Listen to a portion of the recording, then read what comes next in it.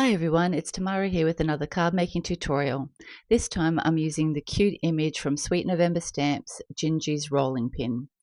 I'm actually using Gingy without his rolling pin, and I've got this cut from Dr. Digi's House of Stamps and just rested Gingy on the side.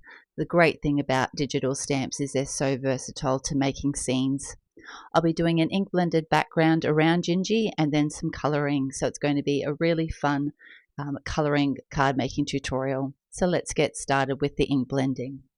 After printing Gingy and his cup out onto some Copic XPress cardstock, I also printed it out on some masking paper tape and then just fussy cut it out so that it sits over that image.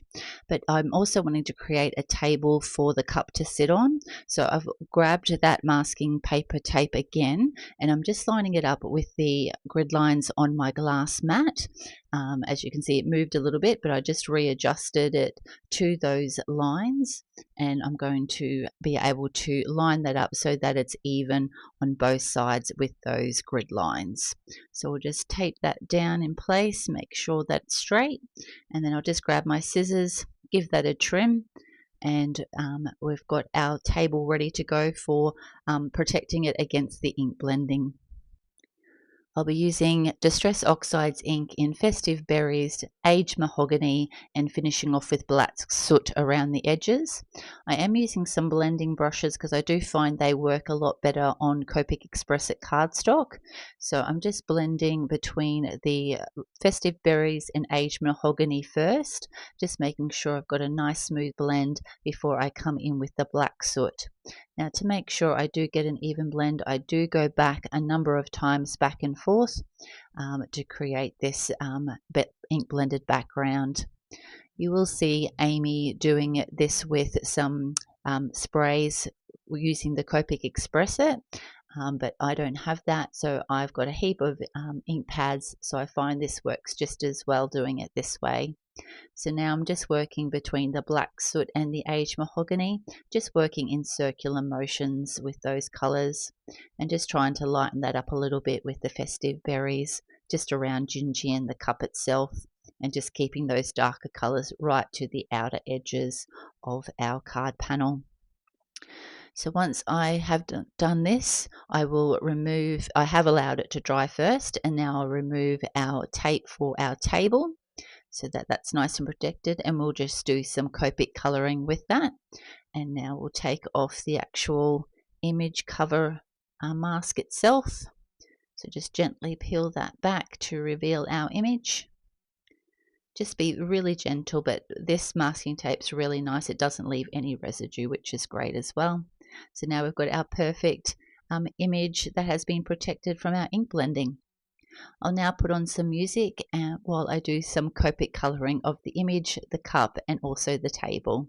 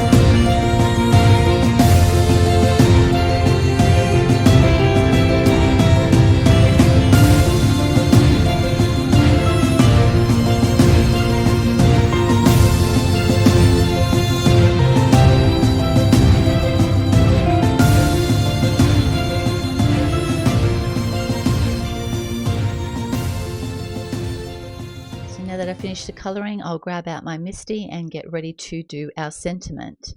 Now I did grab out my anti-static powder tool and give this a dust, but you need to make sure you put on your sentiment before you do that.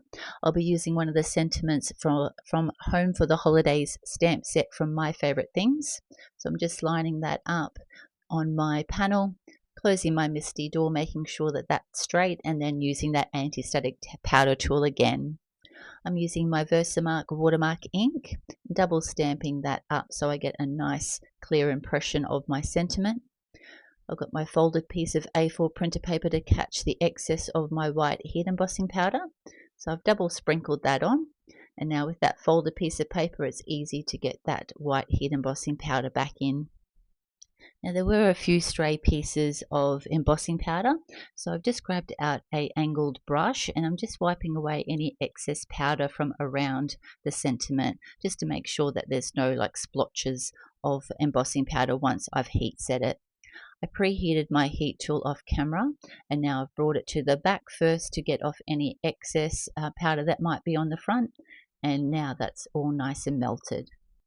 Now once that heat embossing is dry, I just use a cloth to wipe off the excess powder, and now we're ready to put that onto our card front. I've already pre-cut and scored a black card base, and I will have the measurements for this card in the description box below, including the front panel. So I've already put some glue on the front, giving that a good press down to make sure we've got a nice black border around the edge. And this is the finished card for this tutorial. Gingy is so cute and he's so versatile. You can use the rolling pin that comes with him as the set, but you can also use him in different situations like I have with this cup. I hope you've enjoyed this card making tutorial. If you have, please hit the like button, and if you'd like to see any future videos, make sure to hit the subscribe button. Thanks so much for watching. Have a great day. Bye.